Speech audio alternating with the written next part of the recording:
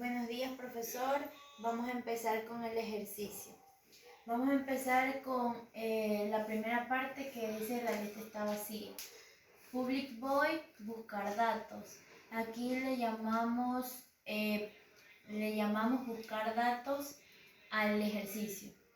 Empezamos con la lista está vacía. Nudo antes, inicializamos la variable antes con nudo.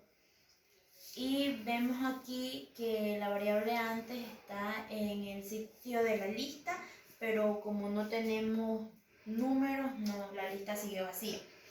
Antes es igual a cabeza. Esto quiere decir que la variable antes va a valer lo mismo que cabeza, que es igual a cabeza. Ya, seguimos con la lista está vacía. Aquí en if vacía, aquí está preguntando si la lista está vacía. Si la lista está vacía, pasaremos a else. Aquí muestra un mensaje diciendo si la lista está vacía. Si la lista está vacía, manda un mensaje diciendo que la lista está vacía. Como la lista está vacía, este es el fin del método buscar datos. Seguimos con el segundo paso. La lista tiene 4 datos que son los 4 últimos dígitos de la cédula, almacenados en ella el 12%. Public void significa ingresar la palabra buscar datos, que así se llama el ejercicio.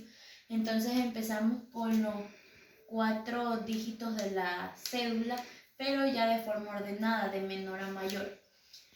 Aquí dice nudo antes, inicializamos la variable antes con nudo. Aquí vemos donde cabeza tiene el primer valor, que es el que está aquí, para seguir el proceso con los de acá. Antes es igual a cabeza, significa que en el primer proceso que está aquí, la variable antes va a estar en el primer valor que tenemos aquí, el menor valor, que es el 2. Va a estar igual que cabeza. Cabeza nunca se va a mover del primer valor. El que se va a mover es la variable antes. Aquí le pregunta en el mensaje si la lista no está vacía. Caso contrario, sigue el ciclo do, que eso significa que inicializamos con el ciclo while.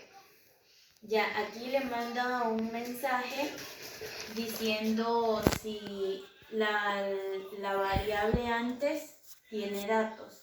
Y aquí ya estamos viendo que ingresamos el primer dato con la variable antes, que es el número 2, el primer dato que se va a ingresar. Y aquí le preguntamos si antes es igual a antes y siguiente. Esto significa que la variable antes tiene que moverse al siguiente valor que está en la lista. Ya, aquí while es el ciclo con el que se trabaja.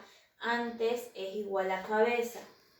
Aquí mando un mensaje diciendo que preguntándole si antes es igual al si antes aquí en el ciclo while se pregunta si antes es igual a cabeza.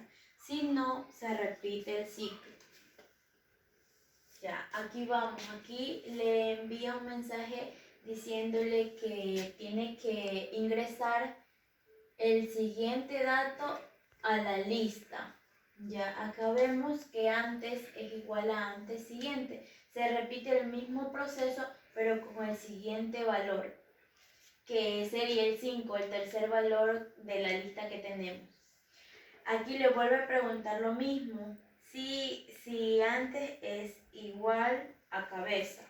Como antes no es igual a cabeza, seguimos resolviendo el ejercicio para que vuelva a ingresar el tercer número de la lista. Acá también tenemos lo mismo, pero con el siguiente número, que es el último valor que tenemos. Y lo mismo hacemos, le pregunta que si la variable antes es igual a cabeza. Como no es así, seguimos con el proceso para ingresar el siguiente valor a la lista. Ya, en la de acá tenemos que antes es igual a antes siguiente. Aquí tenemos que hacer que la variable antes cambie al siguiente valor. Regresamos al inicio porque ya no hay otro valor que seguir poniendo a la lista. Solo tenemos 4 valores. Regresa a la lista, entonces aquí le pregunta, why antes es igual a cabeza, y aquí tenemos que decir que la lista ya no hay. Aquí nuevamente se pregunta si antes es igual a cabeza. Como ya no tenemos ningún valor en la lista, pasamos a else, porque ahí ya se va a terminar el proceso. Y aquí le hacemos la pregunta. Aquí nos deja un mensaje. La lista está vacía. Y aquí fin del proceso, buscar datos. Gracias.